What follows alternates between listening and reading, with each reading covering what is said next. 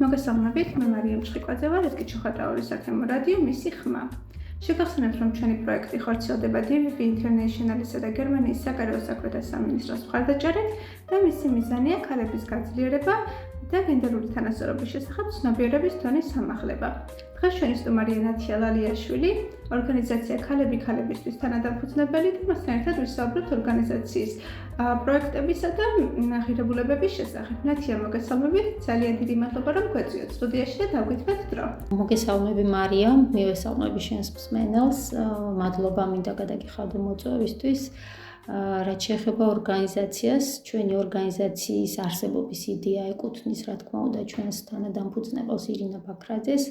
ჩვენი ორგანიზაცია ოფიციალურად 2022 წლის იანვარში დაარსდა, მანამდე კი არსებობდით საინიციატივო ჯგუფის სახელით. რაც შეეხება მიზნებს და მიმართულებებს, პირველი რითიც ჩვენ დავიწყეთ იყო დამწყები მეწარმე ქალების ეკონომიკური გაძლიერება. ჩვენ შემოვიარეთ მუნიციპალიტეტში არსებული ყველა სოფელი და ადგილზე გავეცანით მათ საჭიროებებს. და სწორედ იქ ადგილზე გაჩნდა ახალი იდეები და მიმართულებები, რომლებზეც ჩვენ შემდგომში უნდა გვემუშავა. ესენი გახდათ შეზღუდული შესაძლებლობის მქონე პირებისა და მათი ოჯახების თანადგომა, ასევე ახალგაზრდების მხარდაჭერა და სოციალური მიმართულებები, რომლებიც უფასო სამედიცინო აქციებს გულისხმობს. მადლობა ნათია და მოდით ახლა სასუქე შევშალოთ თითოეული თქვენი მიმართულება და დავწყოთ ახალგაზრდებიდან. პირველი პროექტი, რომელიც ჩვენ ფონდ ტასოსთან განვახორციელეთ, იყო სწორედ ახალგაზრდებს ეკუთვნოდა 6 სოფელში ჩვენ გავხსენით ახალგაზრდული სივრცეები, სადაც აღჭურეთ კომპიუტერებით, ინტერნეტით. ამ სივრცეებს ყავდა ლიდერი ახალგაზრდები და 6 თვის განმავლობაში აქ ტარდებოდა სხვადასხვა ახალგაზრდული აქტივობები. შემდგომში უკვე გორა ბერეჟეულის დღე-პარკში გავაკეთეთ ახალგაზრდული მუსიკალური ფესტივალი, სადაც ადგილობრივი ბენდი მონაწილეობდა, იყო ასევე გამოფენების სივრცე, სპორტული სივრცეები. გასულ წელს ჩავატარეთ სპორტული ჩემპიონატი, რომელშიც 3 მუნიციპალიტეტი იყო ჩართული და ეს პროექტი ემსახურებოდა ცნობიერების ჯანსაღი ცხოვრების შესახებ ცნობიერების ამაღლებას საზოგადოებაში. ასევე ახალგაზრდების ჩართულობით მოვიწვიეთ და ჩავატარეთ სემინარები სხვადასხვა მწერლებთან და საზოგადო მოღვაწეებთან. აქვე შეიქმნა ლიტერატურული სახელოსნო, რომელსაც დათო ტურაშვილი ხელმძღვანელობს და 30-მდე ახალგაზრდა გაერთიანებული. და ყველაზე მნიშვნელოვანი და საჭირო, რომელიც ნამდვილად საჭიროებას ითხოვდა, ეს იყო ორგანიზაციასთან არსებული თოჯინური თეატრი დავაარსეთ. და დღეს უკვე 3 სპექტაკლია ნაჩვენები რეჟისორ ვახტანგ გიგინეიშვილისა და ქეთევან კუკულავას ხელმძღვანელობით. ჩვენს გადაცემებში უკვე ვისაუბრეთ თქვენი დახმარებით და მხარდაჭერით განხორციელებული რამდენიმე პროექტის წარმომადგენელს და მეც მინდა პირადად რომ მადლობა გადაგიხადოთ იმისათვის, რომ ასეთი კარგი პროექტების განხორციელებას შეუწყოთ ხელი და დაუჭირეთ მხარი.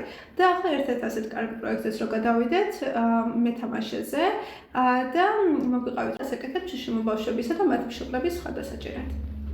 კი ბატონო, შიშიმო პირების მხარდასაჭერად პირველად გავაკეთეთ იყო ყველა სოფელში შემოვიარეთ და ადგილზე გავეცანით საჭიროებას. შევქმნით სრულყოფილი ბაზა, განახლებული ბაზა.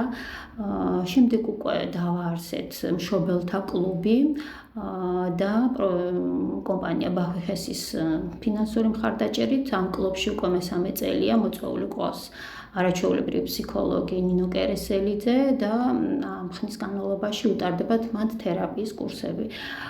ასევე მინდა აღვნიშნო ევროპის ფონდის მონაწილეობა, რომლის პროექტის ბიუჯეტი 23,400 ლარს მოიცავს. მოგვცა საშუალება, მოგვეწვია ფსიქოლოგი თამარ მალაციძე, რომელსაც მრავალწლიანი გამოცდილება აქვს აუტისტური სპექტრის ბავშვებთან მუშაობის.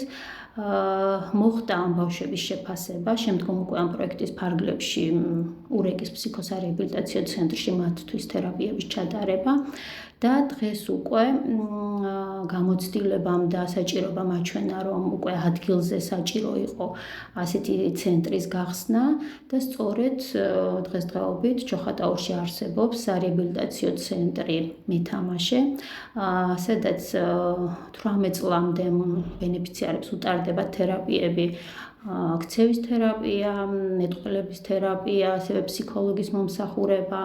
აქ დასაქმებულია ერთი შიშიმოპირი და ორი შიშიმოპირის მშობელი. მადლობა ნათია და მე როგორც იცით, თქვენი ორგანიზაცია ასევე აქტიურად ატარებს ხოლმე ჯანდაცვის უფასო კონსულტაციებს ჩოხატაურში და ამის შესახებაც მოგიყევით. კი ბატონო, ეს ნამდვილად ასეა, უკვე 1 წელია, რაც ჯანდაცვის უფასო სამედიცინო აქციებს ვატარებთ, 5 ასეთი აქცია გვაქვს ჩატარებული. ჯამში 2000-მდე პირმა მიიღო უფასო სერვისი და ვფიქრობთ, რომ მომავალშიც ამ მიმართულებით ნამდვილად ვიმუშავებთ, იმიტომ რომ ძალიან საჭირო და სასარგებლო გამოდგა ეს ყველაფერი. ახლა მოდით უშუალოდ ვისაუბროთ ქალების შესახებ, რა პროექტებს აწყდებთ მათ? ჩვენ პირველი რაც რითიც დავიწყეთ, ჩავატარეთ ტრენინგების ციკლი სამეწარმეო მიმართულებით, 25-მდე დამწყები მეწარმე დავატრენინგეთ, ასევე წლის ბოლოს უკვე სისტემატურად ვთავაზობთ მცირე საგრანტო პროექტებს, პროექტების ფარგლებში დაფინანსდა დამწყები მეწარმეები, შეუძინეთ ნედლეული, ასევე მქონდა საგრანტო კონკურსი ახალგაზრდებისთვის ინოვაციური პროექტები დავაფინანსეთ და გუთური საჯარო სკოლას თანადაფინანსებით შეუძინეთ ვირტუალური ლაბორატორია. ამ პროექტების დაფინანსებას კიდევ გავაგრძელებთ, იმიტომ რომ მნიშვნელოვანია. ნამდვილად ძალიან მნიშვნელოვანია და საინტერესოა ის თქვენი დაკვირვები თქვენი ორგანიზაციის არსებობამ რა შეცვალა ზოგადად ჩოხატაურისტებში და ისე თქვენს ბენეფიციარებში და რამდენიმე წარმატებულ მაგალითსაც ხომ არ გაიხსენებდით? წარმატების მაგალითზე ესე კონკრეტულად ვერ გამოყოფ რომელიმე წარმატებულ პროექტზე მინდა ვისაუბრო, ეს არის გერმანიის საერთაშორისო თანამშრომლობის საზოგადოებასთან თანამშრომლობით მიღებული გრანტი, რომელიც 150,975 ლარს მოიცავს. ამ პროექტის ფარგლებში შერჩეული იყო 6 სამიზნე სოფელი, სადაც 16 ბენეფიციარიდან 9 მეწარმე დაფინანსდა. პროექტის ფარგლებში დამწყებ მეწარმეებს ჩაუტარდათ ტრენინგების ციკლი სხვადასხვა მიმართულებით. ამ პროექტის ფარგლებში შეუძინეთ დანადგარები, ავაშენეთ სათბურები და აღჭურვეთ მარანი. ვფიქრობ, რომ დღეს უკვე ყავს წარმატებული 9 მეწარმე ქალი, რომლებთანაც ურთიერთობას ჩვენ არ ვწყვეტთ და ყველა საჭიროების შემთხვევაში მათ გვერდით ვართ. რაც შეეხება ჩართულობას, აქ ნამდვილად წინსვლა გვაქვს. პირველი შეხვედრა ჩვენი სოფლებში ემსახურებოდა გაცნობითი ხასიათის იყო და ასევე სანდოობის მოპოვებას.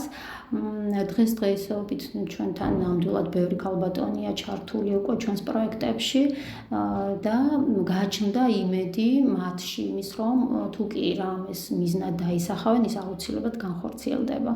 დიდი მადლობა ნათია და მოდით უკვე ბოლოსკენ ვისაუბროთ, რა არის თქვენი ორგანიზაციის სამომავლო გეგმები და აქვე თქვენში თავად რა შეიცვალა, მაშინ რაც ორგანიზაცია დაარსეთ. ალბათ ბევრი რაღაც თქვენ გივითარდათ, ხომ? ბევრი უნარი.